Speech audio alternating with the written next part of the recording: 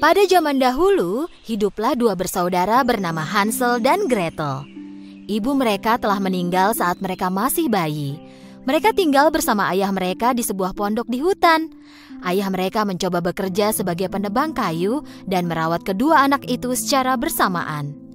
Beberapa tahun berlalu dan karena kesulitan untuk bekerja sambil mengurus dua anak sekaligus, ayah mereka memutuskan untuk menikah lagi.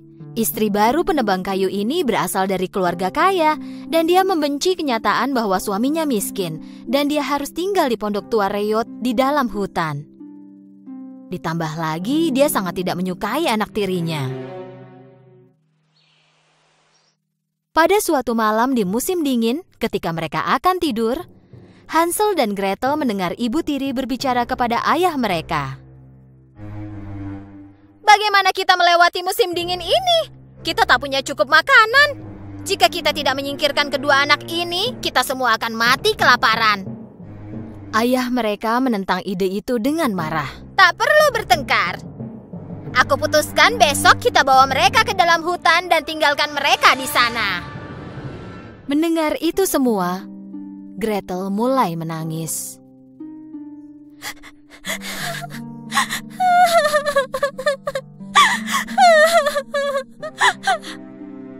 Kakaknya Hansel menghibur Gretel. Jangan khawatir Gretel, kita akan mencari jalan pulang bagaimanapun caranya. Malam itu, Hansel menyelinap keluar dan mengumpulkan kerikil sebanyak yang dia bisa di dalam sakunya. Keesokan paginya, mereka semua mulai berjalan menuju hutan. Ayah mereka memberitahu bahwa mereka akan melakukan hiking sekeluarga. Ketika mereka berjalan, tanpa sepengetahuan siapapun, Hansel menjatuhkan kerikil untuk menandai jalan pulang. Di sore harinya, ayah dan ibu tiri mereka menyalakan api unggun dan memberitahu bahwa mereka akan segera kembali. Mereka berjalan pergi dan hilang di antara pepohonan. Tentu saja, mereka tidak pernah kembali.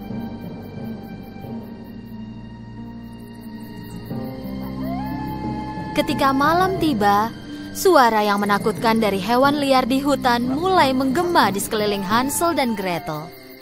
Sambil gemetar karena suara serigala yang menakutkan itu, Hansel dan Gretel tidak meninggalkan api unggun sampai bulan muncul. Lalu mereka mulai mengikuti kerikil yang berkilau oleh cahaya bulan dan berjalan pulang ke rumah. Bagus sekali Hansel, idemu ini pintar sekali. Saat anak-anak kembali ke rumah, ayah mereka sangat senang dan terkejut sekaligus. Ibu tiri mereka juga bertingkah seolah-olah dia senang, tapi di dalam hatinya dia masih sama. Dia sangat kesal karena mereka berhasil pulang. Setelah 3 hari, ibu tiri mencoba menyingkirkan mereka lagi. Kali ini di saat malam hari, ibu tiri mengunci pintu Hansel dan Gretel. Dan tidak membiarkan Hansel keluar mengumpulkan kerikil lagi. Tapi Hansel sangatlah pintar. Saat mereka berjalan ke hutan keesokan paginya, kali ini Hansel menjatuhkan remah-remah roti yang dia simpan di sakunya pada malam sebelumnya, dan sekali lagi membuat jejak untuk jalan pulang. Saat siang hari, ayah dan ibu tiri mereka mencari-cari alasan dan pergi, meninggalkan kedua anak itu lagi di dalam hutan. Menyadari bahwa kedua orang tuanya tidak kembali, Hansel dan Gretel mulai berjalan pulang sebelum hari gelap. Tapi kali ini, mereka tak bisa menemukan jejak yang mereka tinggalkan, karena semua remah roti telah dimakan oleh burung. Gretel mulai menangis. Untuk pertama kalinya, Hansel juga merasa tak berdaya. Kali ini, kedua anak itu benar-benar tersesat. Tanpa makanan dan dengan ketakutan, mereka berjalan di dalam hutan selama 3 hari. Pada hari ketiga, mereka melihat burung seputih salju. Burung itu berkicau dengan suara indahnya untuk Hansel dan Gretel.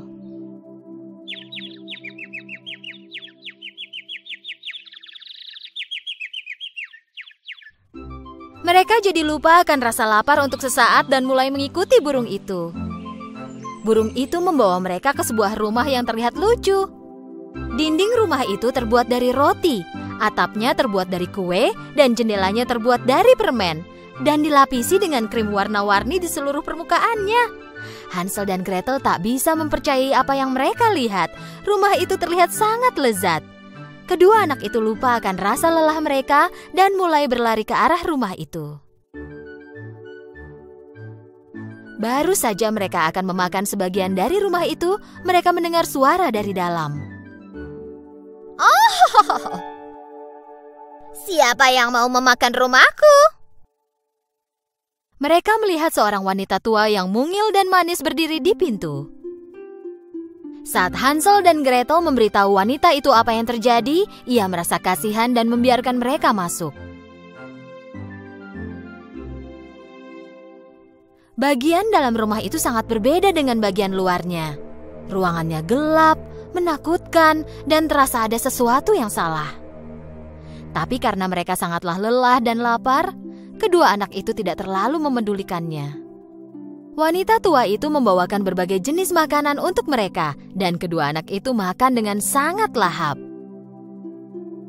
Malam itu, mereka tidur di tempat tidur paling empuk yang pernah mereka lihat. Saat mereka terbangun di pagi hari, wanita tua itu tidak ada di sana. Mereka berdua mulai melihat sekeliling.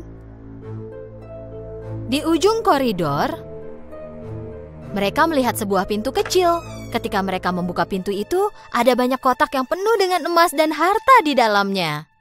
Hansel dan Gretel sangat terkejut. Hansel ingin masuk dan melihat lebih dekat. Tiba-tiba mereka mendengar suara wanita tua itu lagi. Dan apa yang kau lakukan? Ketika berbalik, kedua anak itu berhadapan dengan penyihir yang berdiri di depan mereka. Ternyata, wanita tua itu adalah penyihir yang mengarahkan anak-anak ke tempatnya yang berbentuk rumah berlapis kue dan permen. Kedua anak itu mencoba melarikan diri tapi pintunya terkunci. Penyihir menarik rambut Hansel dan menguncinya di dalam kurungan. Lalu dia menyeret Gretel ke dapur.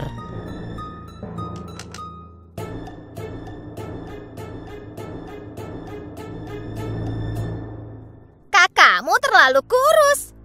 Masaklah makanan untuknya dan buat dia jadi gemuk. Saat badannya berisi, dia akan jadi makanan yang lezat untukku. Tapi jangan coba-coba makan apapun. Semua makanan itu hanya untuknya. Tanpa punya pilihan apapun, Gretel melakukan apa yang diperintahkan padanya. Untungnya Hansel adalah anak yang pintar dan bijaksana. Dia memutuskan untuk menipu penyihir jahat. Setiap malam saat penyihir tidur, Hansel menggali lubang di bawah lantai kurungan. Penyihir memeriksa Hansel setiap pagi untuk melihat apakah beratnya bertambah atau tidak. Tapi Hansel tidak memakan apapun yang dimasak oleh adiknya, melainkan menyembunyikannya di dalam lubang yang dia gali. Sementara itu, penyihir memberitahu Gretel untuk memasak lebih banyak. Hal ini berlangsung berhari-hari sampai akhirnya penyihir itu tidak sabar lagi. Gemuk atau kurus, aku tak peduli lagi. Hari ini aku akan membuat Hansel menjadi kue pie. Penyihir berpaling ke Gretel. Lihat ke dalam oven, apakah adonannya sudah terpanggang dengan baik? Meskipun dia ketakutan, Gretel juga seorang gadis bijaksana sama seperti kakaknya. Dia mengerti bahwa penyihir akan mendorongnya ke dalam oven. Aku tak bisa memasukkan kepala untuk melihat adonannya, kata Gretel sambil merajuk. Penyihir mendorong Gretel ke samping dan memasukkan kepalanya sendiri ke dalam oven. Gretel mengumpulkan segenap kekuatannya dan mendorong penyihir tua itu ke dalam oven dan menutup pintu oven.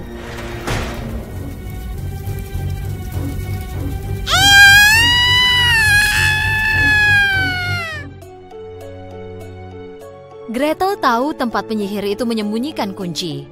Gretel langsung berlari dan membebaskan Hansel dari kurungan. Api dari oven menutupi seluruh rumah. Hansel dan Gretel melarikan diri dari rumah yang terbakar itu menuju hutan.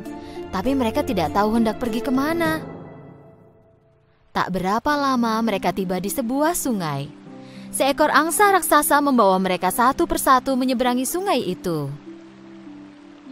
Kedua anak itu melihat sekeliling dan tiba-tiba mereka menyadari di mana mereka berada. Mereka berlari ke rumah secepat mungkin.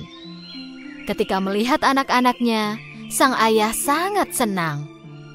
Dengan air mata bahagia, dia menjelaskan bagaimana ibu tiri mereka telah pulang ke rumah orang tuanya setelah mereka meninggalkan anak-anak itu di hutan. Dan betapa sang ayah menyesal atas semua perbuatannya dan tak peduli betapa keras dia mencari anak-anaknya, dia tak dapat menemukan mereka. Kedua anak itu sangat mencintai ayah mereka sehingga mereka memaafkannya. Tapi kejutan lain menunggu ayah mereka. Hansel dan Gretel merogoh saku mereka lalu mengeluarkan emas dan berlian yang mereka temukan di rumah penyihir. Ayah mereka tak percaya pada apa yang dilihatnya. Semua masalah yang pernah dialami keluarga mereka sudah teratasi, dan mereka hidup bahagia selamanya.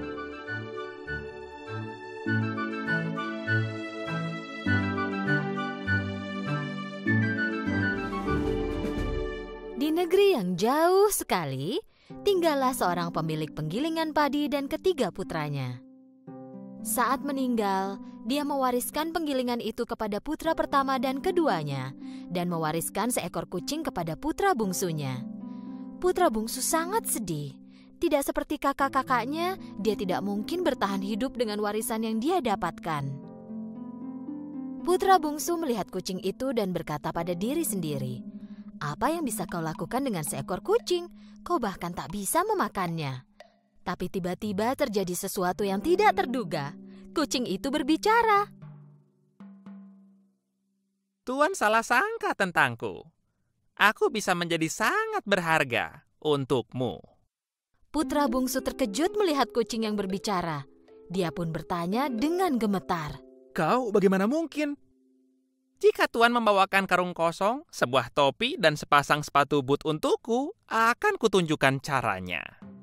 Rasa terkejutnya mulai hilang, lalu putra bungsu berpikir dalam hati, jika kucing ini bisa bicara, dia pasti tahu sesuatu. Baiklah, kita lihat apa yang bisa kau lakukan. Putra bungsu membawakan semua yang diminta oleh kucing itu. Kucing itu lalu memakai topi, memakai sepatu bootnya, pergi ke cermin dan melihat dirinya sambil berpose. Lalu menaruh seikat selada dan wortel ke dalam karung. Kemudian pergi. Ketika tiba di hutan, kucing itu membuka karungnya dan meletakkannya di tanah.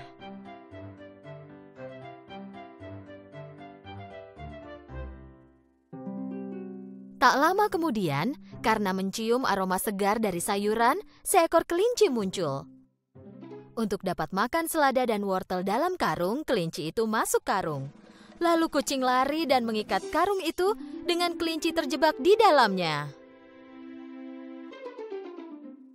Bukannya membawa kelinci ke putra bungsu, kucing itu malah membawanya ke istana. Dan memberitahu penjaga bahwa dia ingin menemui raja. Melihat kucing bisa berbicara yang mengenakan topi dan sepatu boot, penjaga segera membawanya kepada raja.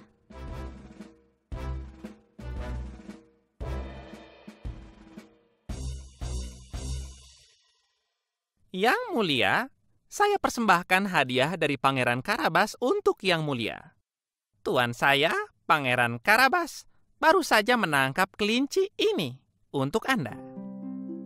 Raja sangat terkesan dengan hadiah itu. Selama beberapa waktu, kucing bersepatu boot itu terus-menerus membawakan hewan tangkapannya kepada raja. Dan tak lama kemudian, semua orang di kerajaan itu mulai membicarakan tentang kebaikan dan kekayaan Pangeran Karabas.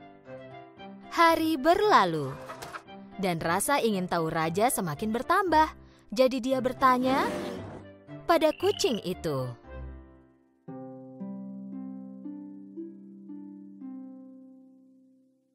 Apakah tuanmu masih muda? Oh iya, dia masih muda dan sangat tampan. Apa dia kaya? Sangat kaya, Yang Mulia.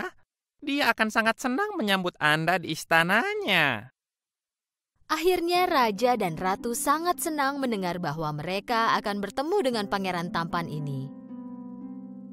Jika yang dikatakan kucing bersepatu boot itu benar, kupikir kita akhirnya menemukan suami yang tepat untuk putri kita dan pangeran yang cocok untuk kerajaan kita, kata sang ratu. Beberapa hari kemudian, kucing bersepatu but tahu bahwa raja, ratu, dan putri mereka sedang keluar kota. Inilah hari yang telah kutunggu-tunggu.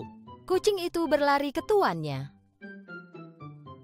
Tuan, kita harus pergi ke muara sungai sekarang juga. Cepat ikuti aku. Putra bungsu tidak mengerti apa yang terjadi, tapi dia melakukan apa yang diperintahkan kucing. Tapi kenapa kita datang ke sini? Untuk berenang, Tuan. Untuk berenang, tapi aku tak tahu caranya berenang. Lebih baik lagi jika Anda tidak bisa berenang. Segera lepaskan pakaian Anda dan masuklah ke sungai. Percayalah padaku, Tuan. Anda tak akan menyesalinya. Putra bungsu melakukan sesuai yang diperintahkan dan masuk ke dalam sungai. Dan kucing bersepatu but menyembunyikan pakaian tuannya di balik semak-semak. Saat kereta raja melewati pinggiran sungai itu, kucing bersepatu but lari kepada mereka memberi peringatan. Tolong, tolong, tuanku, Pangeran Karabas, tenggelam. Raja segera mengirimkan prajuritnya ke sungai. Saat prajurit menyelamatkan putra bungsu, kucing bersepatu but menjelaskan kepada raja bagaimana perampok telah mencuri pakaian tuannya. Raja memerintahkan prajurit di dekatnya. Bawakan pakaian terbaik yang kita punya untuk pangeran. Dengan pakaian barunya, putra bungsu terlihat seperti pangeran sungguhan. Saat putra bungsu berjalan ke arah kereta raja, sang putri dan ratu mengawasinya. Putra bungsu menghadap raja dan membungkuk hormat. Saya sangat berterima kasih. Tuanku, Pangeran Karabas, akan sangat terhormat menjamu Anda di istananya yang mulia. Saya akan pergi dan bersiap. Kucing bersepatu but segera berlari pergi. Putra bungsu tidak mengerti kenapa dia dipanggil Pangeran Karabas. Tapi dia pikir bahwa kucing itu pasti punya rencana dan tetap tidak berkomentar. Putri langsung jatuh cinta pada pangeran tampan ini. Sambil berlari cepat ke sebuah istana yang merupakan milik dari seorang raksasa jahat, kucing berteriak kepada para petani yang bekerja di sepanjang jalan. Raja datang mendekat. Jika raja bertanya, kau bilang saja bahwa semua tanah ini milik Pangeran Karabas. Jika tidak, raja akan menghukummu. Kucing bersepatu but berlari dan mengulangi pesan yang sama kepada semua orang yang dia lihat di sepanjang jalan. Ketika kereta raja melewati jalan itu, semua orang terus mengatakan hal yang sama karena mereka takut. Raja sangat terkejut karena pangeran memiliki tanah yang sangat luas. Tapi dia cukup senang. Sementara itu, kucing bersepatu but tiba di istana milik raksasa dan mengetuk pintunya. Pintu terbuka dengan diiringi suara berisik. Ketika raksasa melihat seekor kucing bersepatu but dan bertopi, dia sangat terkejut. Ketika kucing bersepatu but mulai berbicara, raksasa itu lebih terkejut lagi. Selamat siang, Yang Mulia. Siapa kau dan apa yang kau lakukan di istanaku? Kucing bersepatu but mulai menerapkan rencananya. Begini, biar ku jelaskan, Yang Mulia. Saya adalah pelayan setia raja. Raja banyak bercerita tentang kemampuan sihir Anda yang luar biasa. Ya, itu benar. Misalnya, Anda bisa mengubah diri Anda menjadi singa yang besar. Tentu saja aku bisa. Ini sangat mudah untukku. Sambil menggunakan sihirnya yang luar biasa, raksasa berubah menjadi singa yang besar. Kucing bersepatu but sangat ketakutan dan melompat setinggi mungkin. Oke. Itu cukup. Raksasa berubah lagi menjadi dirinya semula. Itu tadi mengagumkan. Tapi saya bertaruh bahwa Anda tidak mungkin mengubah diri menjadi hewan berukuran kecil. Saya tidak yakin, bisakah? Tidak mungkin. Aku bisa berubah menjadi hewan apapun yang aku mau. Coba aku lihat. Apakah Anda bisa berubah menjadi tikus kecil? Raksasa tertawa keras sekali sehingga kucing kesulitan untuk tetap bertahan di tempatnya berdiri. Dan demikianlah raksasa menggunakan kekuatan sihirnya dan berubah menjadi seekor tikus. Ketika melihat raksasa berubah menjadi tikus, kucing dengan cepat melompat ke tikus tersebut dan dengan sekali gigit berhasil menyingkirkan raksasa itu. Sementara itu, kereta raja mendekati istananya raksasa, dan kucing segera berlari menyambut raja.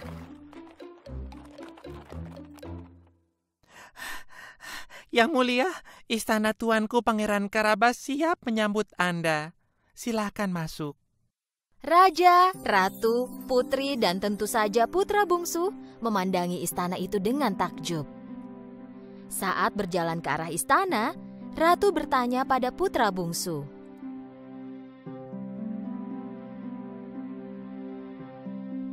Pangeran, apakah kau sudah menikah? Tidak, Yang Mulia. Jika Anda mengizinkan saya menikahi putri cantik Anda, saya berjanji akan membahagiakannya. Pesta besar pun disiapkan di istananya raksasa. Lalu pangeran dan putri pun bertunangan.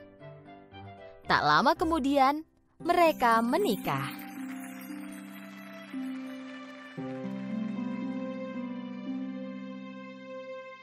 Anda lihat kan?